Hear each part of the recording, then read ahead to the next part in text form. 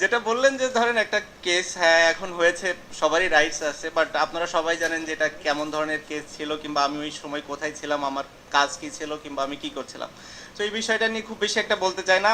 আর একটা জিনিস যেটা সদ্য হয়েছে, আমার লাইফে আমি কোনোদিন আসলে নিজে থেকে কোনো ট্রেড করে নিই।